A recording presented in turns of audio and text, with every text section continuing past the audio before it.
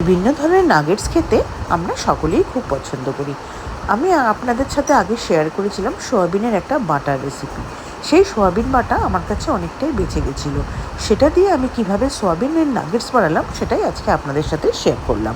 প্রথমে ওই বেঁচে যাওয়া সোয়াবিন বাটাটার মধ্যে ধনেপাতা কুচি, বেশ কিছুটা পরিমাণে পেঁয়াজ কুচি, চিলি ফ্লেক্স, সামান্য একটু লবণ আর একটা ডিম ফাটিয়ে নিয়েছিলাম।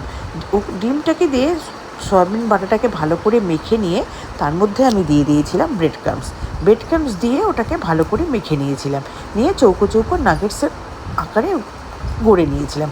আপনারা চাইলে এইভাবে না করে ডিমের আলাদা গোলা বানিয়ে সয়াবিন বাটাটাকে নাগেটসের শেপ দিয়ে ডিমের গোলায় ডুবিয়ে বিস্কুটগুলো মাখিয়েও এটা করতে পারেন, কিন্তু আমি এভাবে করিনি, আমি ওইভাবেই করেছি।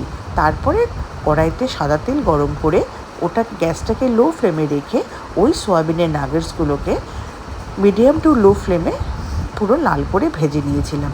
চিকেন নাগেটস তো আপনারা অনেকেই খেয়েছেন এবং খান। একবার এই সয়াবিনের নাগেটস বানিয়ে খাওয়ার অনুরোধ রইল সবার কাছে। খুবই টেস্টি হয়, কি বলবো বন্ধুরা। এখন আসি, টাটা।